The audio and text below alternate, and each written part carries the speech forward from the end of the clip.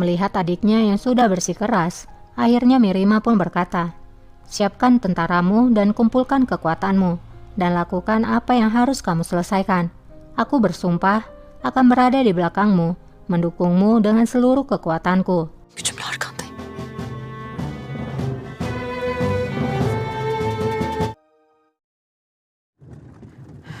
İçim sıkılıyor. Singkatnya, Mirima pun kini sudah di kereta. Ia pun berkata, "Aku memiliki firasat yang buruk, Sumbul. Hatiku merasa sakit ketika aku memikirkan apa yang akan terjadi.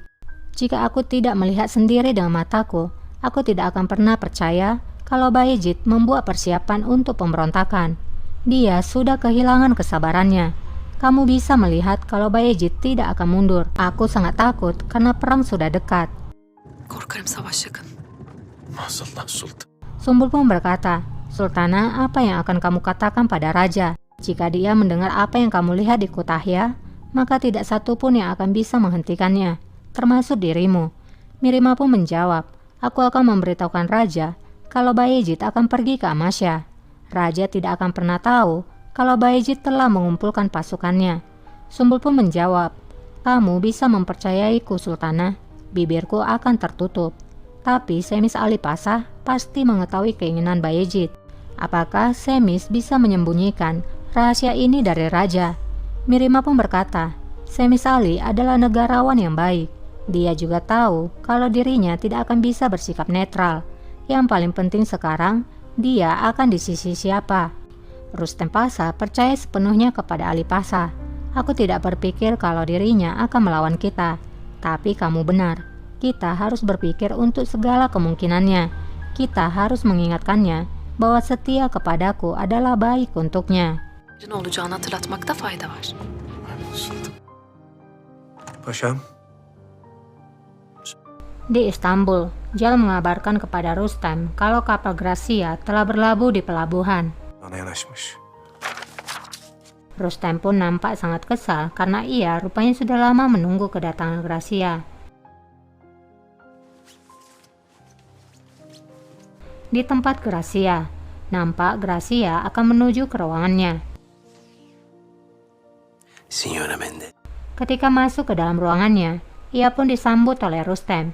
Tentu saja hal itu mengejutkan Gracia. Gracia segera berkata, "Maafkan aku, Pasha. Aku memiliki perjalanan bisnis. Segalanya terjadi tanpa terduga, dan aku tidak bisa mengabarimu." Rustem pun menyuruh Gracia untuk duduk di sebelahnya. Rustem berkata, "Ketika kamu mengatakan untuk pergi menemui Paus dan Raja Ferdinand, aku pikir kamu adalah wanita yang bijaksana. Tapi kamu bertingkah seperti gadis muda dan tidak terduga. Kamu telah mengungkap cerita cintamu bersama Wazir Agung." Allah'a döküverdiniz. Affedin beni paşam. Mendengar ungkapan Rustem, Gracia pun berusaha membela dirinya. Ia berkata, "Maafkan aku, Pasha. Aku tidak mengetahuinya. Sepupuku Yasef, ialah yang mengungkapkannya kepada Pangeran Selim." Cenazede kaçırmış. Namun Rustem tidak percaya begitu saja. Dia berkata, "Kamu pikir siapa yang kamu bodohi? Aku tahu segalanya. Kamu sangat takut karena pelayanmu telah dibunuh. Dan kamu dengan sukarela telah menjualku kepada Pangeran Selim. Aku akan kehilangan posisiku, jabatanku, karena dirimu." Bundan alabilirdim. Başlayın beni paşam. Akhirnya, karena sudah ketahuan, Gracia pun memohon. Ia pun berkata, "Maafkan aku. Aku tidak memiliki pilihan. Pangeran Selim mengancamku. Aku sangat mencintaimu. Aku sangat mencintaimu. Maafkan aku." Dan Gracia pun mencium Rustem, mencoba mengambil hatinya. Lütfen. Lütfen. Rustem pun berkata, "Kamu telah membuat kesalahan. Hal ini sangat berbahaya jika berada dekat dengan api kekuasaan. Mulai dari sekarang, jika kamu memiliki kesalahan kecil saja, maka kamu akan terbakar. Dan mereka bahkan tidak akan bisa menemukan abumu."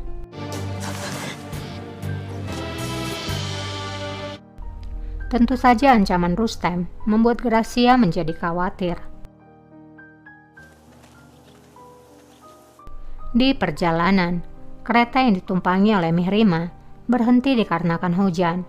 Saat itu, Mihrima langsung saja mengatakan pada Semis Ali, "Sebelum kita sampai ke ibu kota, dengarkan aku baik-baik. Pangeran Bayezid sangat berarti bagi ibuku. Dia juga berarti bagiku. Jadi setelah kita sampai di ibu kota, kita akan memberitahukan berita baik kepada raja. Kita akan berkata kalau Pangeran Bayezid akan pergi ke Amasya. Itu saja."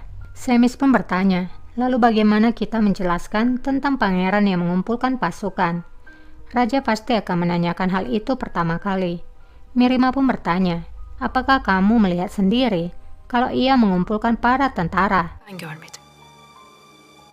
Semis Ali pun menjawab, "Aku memang tidak melihatnya." Mihrima pun berkata, "Kalau begitu, kita tidak akan memfitnah Pangeran Bayezid." Semis Ali pun menjawab, "Tentu saja, aku tidak akan berani." Akhirnya, Semis pun setuju dan berkata, "Aku tidak melihat dan mendengarnya." Mihrima pun senang mendengar kalau Semis mengerti akan keinginannya. Mihrima berkata lagi, "Kita sekarang memiliki sisi yang sama, yaitu sisi Pangeran Bayezid. Yasın yanında. Aku sangat percaya penuh padamu, dan aku harap kamu tidak akan mengecewakanku." İnşallah beni hayal kırıklığına uğratmaz. Di Istanbul, Sokulu telah tiba dan menghadap kepada raja. Raja pun menyuruhnya untuk berbicara. Sokulu pun melaporkan kalau Pangeran Selim menyampaikan cinta dan hormatnya. Juga, ia memberikan seekor kuda sebagai hadiah. Dia berharap kamu menerima hadiahnya. Kabul buyurmanızı dilerler. Konya sancağına ne? Raja pun bertanya, kapan dia akan berangkat ke Konya? Beritahukan saja aku hal itu. Sokulu pun menjawab, secepatnya raja, pangeran tidak bermaksud menentang keinginanmu. Dia hanya enggan meninggalkan provinsi karena tidak ingin bertarung dengan Pangeran Bayezid. Karşı karşıya gelmek istememesi. Aku harap berita baik ini juga datang dari Kutahya, dan hal ini akan bisa selesai. Tatlıya bağlanır.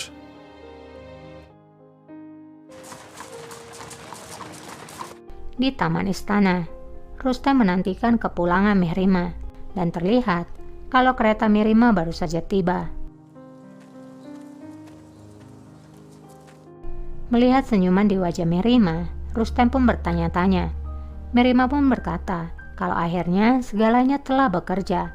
Aku tidak sabar akan memberitahukan berita baik ini kepada raja. Haberleri vermek için sabırsızlanıyorum. Mihrima pun segera menuju ke ruangan raja. Saat menunggu, ia pun berkata pada Semis Ali, "Aku harap kamu memikirkan apa yang telah kita bicarakan sebelumnya. Aku yakin kamu tidak akan mengecewakan kepercayaanku." Semis Ali pun menjawab, "Aku bahkan tidak ingin memikirkan hal yang lainnya." Setelah benar-benar yakin kalau Semis akan menyimpan rahasia itu, mereka pun masuk ke ruangan raja. Hünkârım.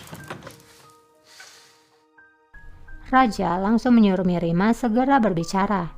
Mihrima pun mulai melaporkan. Ia mengatakan, "Semua sesuai dengan perintahmu, Raja. Adikku telah berjanji padaku kalau dia akan berangkat ke Amasya karena telah melihat diriku." Raja pun bertanya, lalu kenapa ia tinggal di Kutahya begitu lama? Mihrima pun menjawab, Bayezid melaporkan kalau ia belum menyelesaikan pembangunan kompleknya, dan dia tidak ingin meninggalkannya dan membebani orang-orang yang ada di Kutahya. Kütahya ahalisini müşkül duruma sokmak istememiş.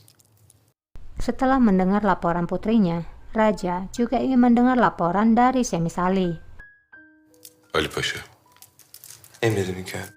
Raja bertanya, apakah Pangeran Bayezid memang benar-benar mengumpulkan para pasukan tentaranya? Apakah kamu melihat tanda-tanda indikasi tentang hal itu?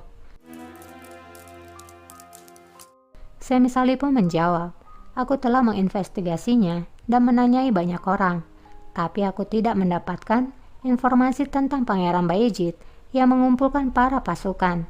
Tampaknya itu adalah rumor saja. Hatırdan ibaret. Setelah mendengar laporannya sama dengan putrinya, Raja lalu menyuruh Semis Ali untuk keluar. Çekilebilirsin.